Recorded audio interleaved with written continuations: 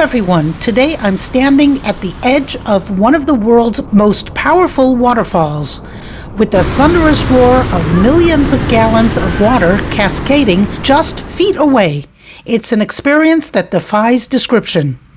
On a recent visit to Niagara State Park, we paid for this exciting adventure right there in the park at the ticket booth and got a time ticket, which was almost right away, and then we got online. The day we went, tickets were $21, that's US dollars, and worth every penny. Note the sign says no restrooms beyond this point, so make sure to use the restrooms in the park before entering the point of no return. If you're driving, beware that parking can be challenging during peak season, so come early in the day or off-peak season. If you're staying at a hotel in the area, many offer shuttle services to the falls, and some hotels are even within walking distance, so that's something good to keep in mind. And if you're a New York State resident, 62 years or older, then parking is free. Just show your New York State driver's license and you're in. Well, almost. It seems you have to wait first on a line that keeps moving, then in a waiting area, but the time does go by quickly because there's lots to look at with informational displays that detail the geology of Niagara Falls, the history of the Cave of the Wind attraction, and the engineering marvel that makes this experience possible. And then there was a short 8-minute video giving a nice overview of the area's history, and then we were moving again. And it looks like we're walking in one big circle. We just followed everyone else who was wearing a blue wristband. And in the background, you can see the tall buildings from the Canadian side and even get a glimpse of the Skylon Tower, also on the Canadian side. And so we walked and walked back and forth through the gated area, meant to hold a lot more people than there are here today, but there really aren't too many people here.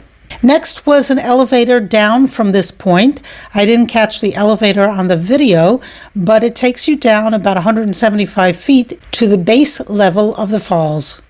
And now we're walking again, this time through a tunnel area, but again walking and more walking.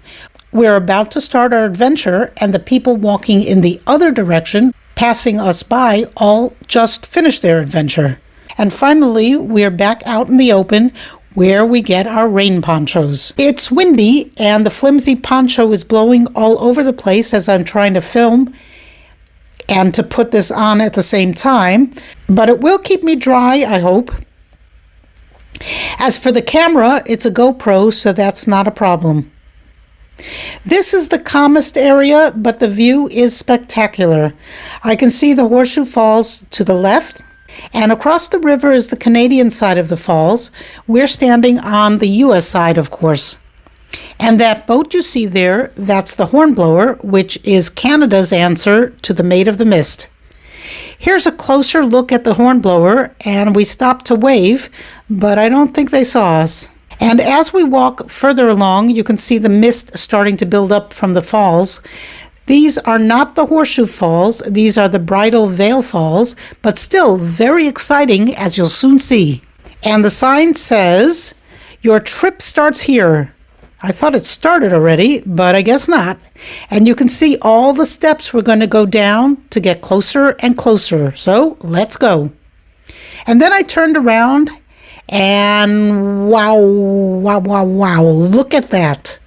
I'm wearing my GoPro camera around my neck because the steps are wet and slippery, and I'm getting wet. So sometimes you're going to see my hands go in front of the camera lens because I'm more concerned about not slipping than I am about filming. And I'm also enjoying this experience.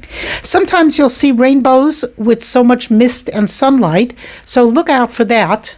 We even saw a double rainbow, one on top of the other. That was just awesome. And now that boat there with the blue ponchos, that's the Maid of the Mist. The Hornblower has red ponchos, I guess for the Canadian flag. This one is the Maid of the Mist. They both go the same way, they just leave from different sides of the river. And we're getting closer. I'm wiping my camera lens every so often because the water is building up on it.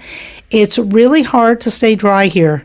I suggest bringing an extra pair of shoes and socks to change into after this adventure because your feet will definitely get soaked.